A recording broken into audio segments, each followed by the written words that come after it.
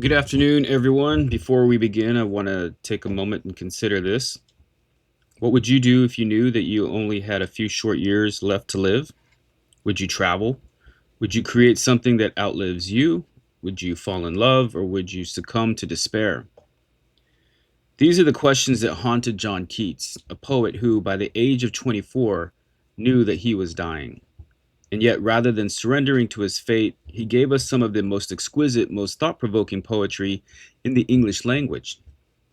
This week, we will immerse ourselves in Keats's world, his longing, his love of beauty, his confrontation with death, and his artistic philosophy, which he called negative capability, the ability to remain in uncertainty, to embrace ambiguity without needing resolution. Keats was, in many ways, the quintessential romantic poet. He did not seek truth in logic or reason, but in emotion, in imagination, in the transient beauty of the world. And he saw poetry as something more than just words.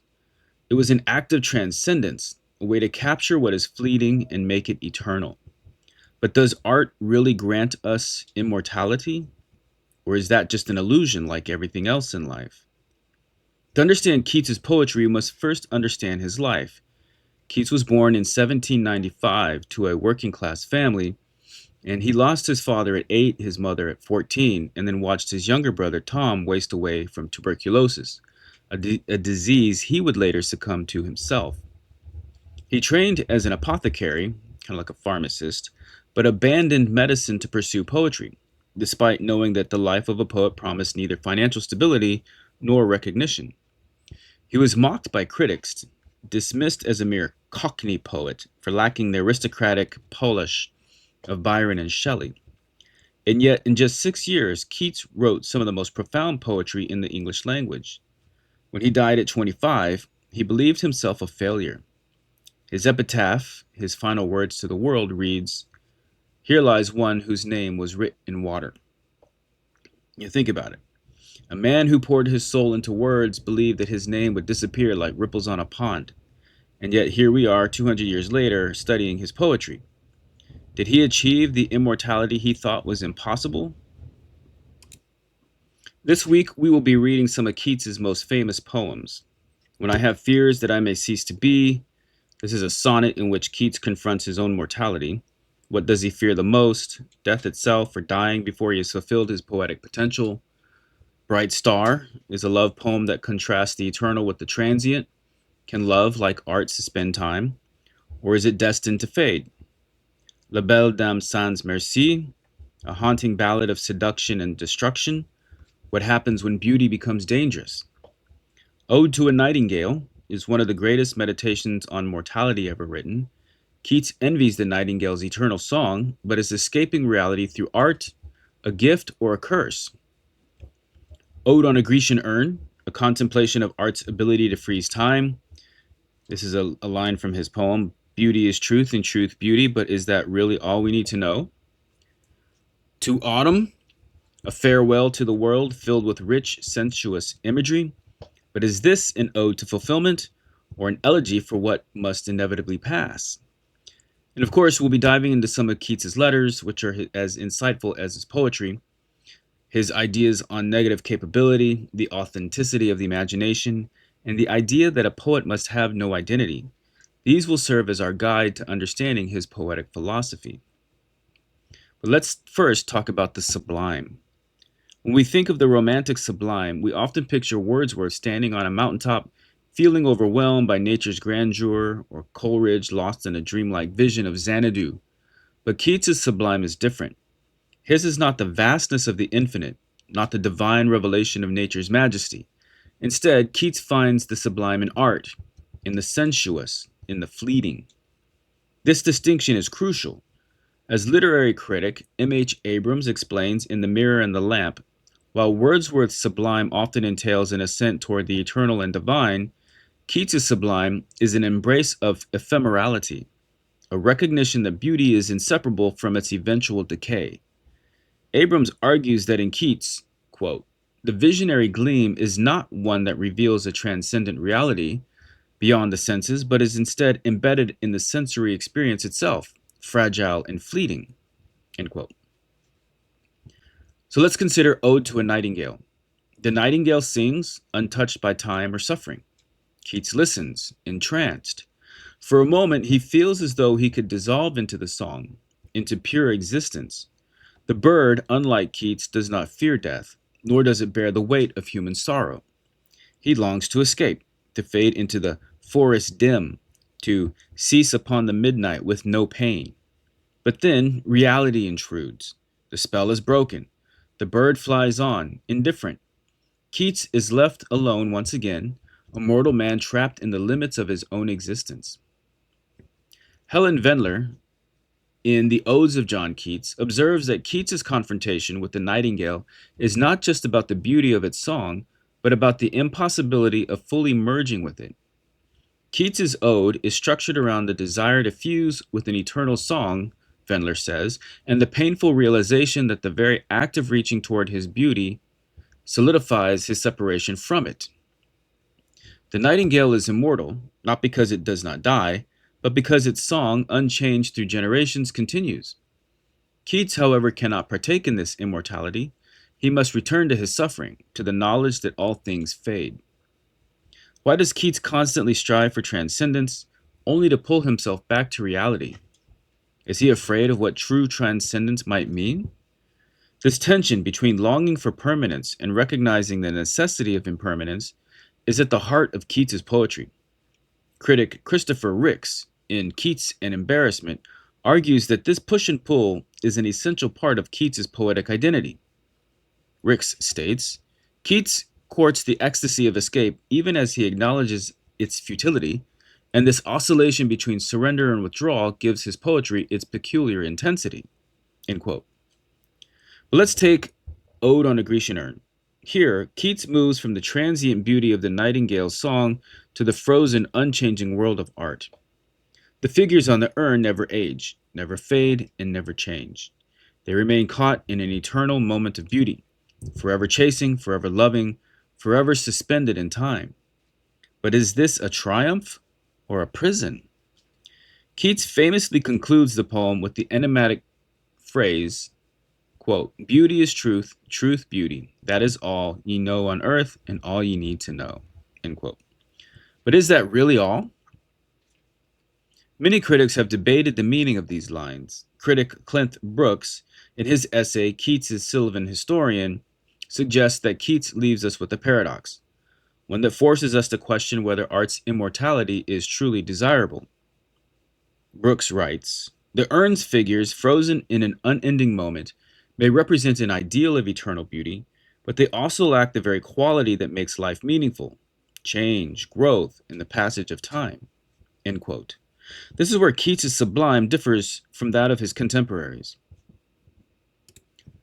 While Wordsworth and Coleridge often sought a spiritual or philosophical transcendence, Keats remains earthbound, caught between wanting transcendence and fearing its consequences.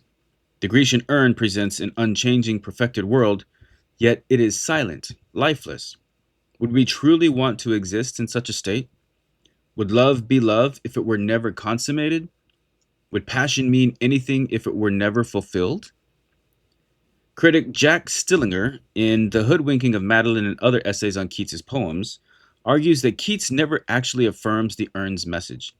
Rather, he lets it hang in the air, unresolved. Stillinger writes, the urn is both a comfort and a warning. While it captures beauty and prevents decay, it also removes the very essence of life, its ephemerality, its movement, its change.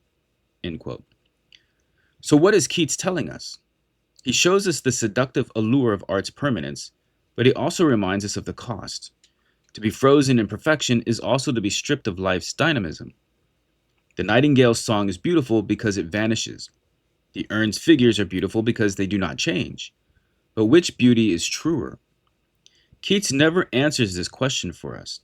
Instead, he invites us to dwell in the mystery, in the ambiguity. And perhaps this is why his poetry remains so powerful. He does not resolve the tension between life and art, between time and eternity, between fleeting beauty and frozen perfection. Instead, he teaches us that poetry is not about answers. It's about feeling, about dwelling in the uncertainty, about embracing negative capability, that ability to exist in doubt without needing to force a resolution. So now consider this question. If given the choice, would you prefer to live forever as a frozen work of art, untouched by time, or would you rather embrace life knowing that it will inevitably slip away? Keats never decided. Maybe we don't have to either. Looking at Keats's letters, these are among the most revealing documents in literary history.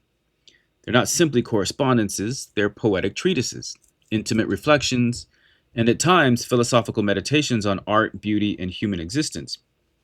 If we wish to understand Keats the poet, we must first understand Keats the thinker. In one of his most famous letters, written to his friend Richard Woodhouse in 1818, Keats makes a striking claim. Quote, "The excellence of every art is its intensity, capable of making all disagreeables evaporate, from their being in close relationship with beauty and truth." End quote. But let's pause here. What does this mean? Keats suggests that art does not merely reflect the world, it has the power to transform it. Suffering, grief, hardship, these are not the things to be avoided, but through art, things to be transfigured into beauty.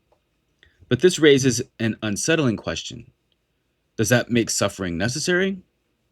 The critic Lionel Trilling, in his essay The Poet as Hero, argues that Keats is not merely making an aesthetic claim here, but a profoundly ethical one.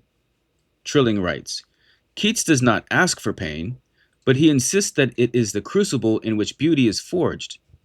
Art, in his conception, is not escapism, but confrontation. It does not shield us from suffering, but it redeems it, giving it form, making it bearable. End quote. But let's take this a little further.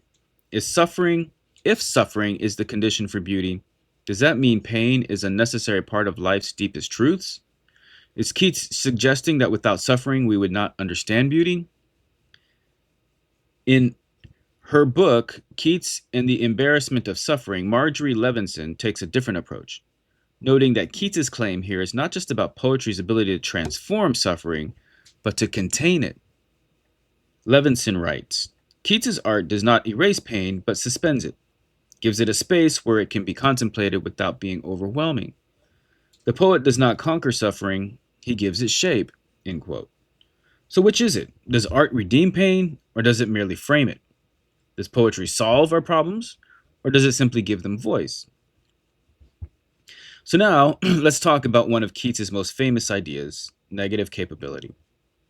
In a letter to his brothers George and Tom in 1817, Keats coined this term to describe what he believed was the most essential quality of a true poet.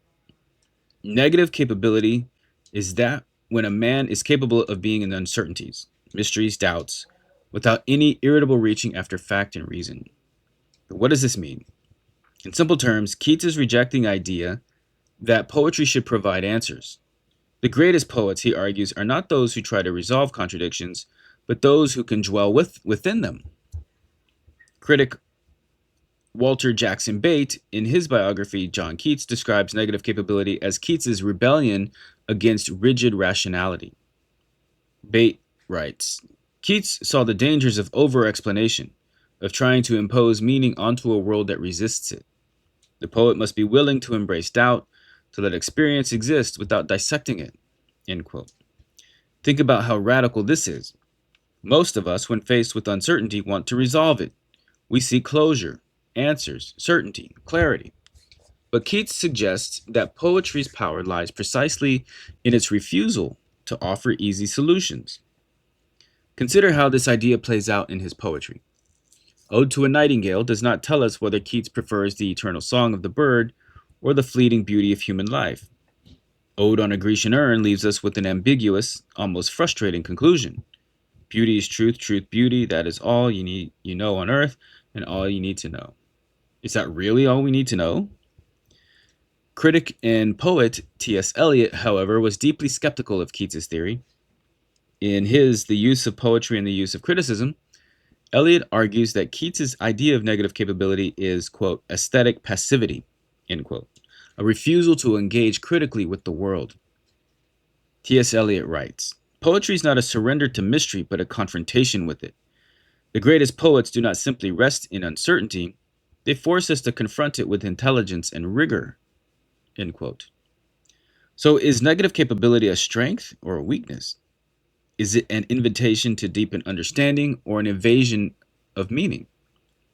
Let me ask you, are we as modern readers comfortable with uncertainty, or do we demand answers, explanations, resolutions?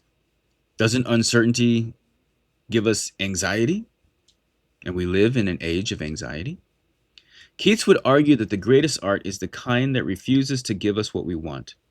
It should leave us questioning, yearning, feeling. But do we in the 21st century still have the patience for that? If Keats were alive today, surrounded by a world that demands instant explanations, quick fixes, and immediate gratification, how would he respond? Would he still insist that poetry's power lies in its ambiguity, in its ability to exist in doubt? And perhaps the bigger question is, do we still believe that beauty can redeem suffering? Or has our modern world lost faith in poetry's power to transform pain? Was Dostoevsky right when he said that beauty will heal the soul? As we continue to explore Keats's poetry, I want you to keep these questions in mind. Because Keats did not write to answer them, he wrote to make us feel them. And maybe, just maybe, that's what poetry is really for. So, what can we take from Keats? As we begin this week's readings, I want you to keep these questions in mind. What is the relationship between beauty and death in Keats's poetry? Can something be truly beautiful if it does not fade? Does art offer us immortality, or is that just another human illusion? And is Keats's vision of life ultimately tragic, or is it filled with moments of sublime joy? Keats was a poet of paradox, of the eternal and the transient, of pleasure and pain, of beauty and decay. He knew that nothing lasts, that everything he loved would fade, and yet he wrote. He poured himself into words that might outlive him. And here we are, still reading, still questioning. Perhaps in the end, that is his triumph. Make sure to read Ode to a Nightingale and Ode on a Grecian Urn, and think about what Keats is trying to achieve and whether he succeeds. One final question. If you knew your name would be, quote, writ in water, end quote, what would you create before you go? See you next time.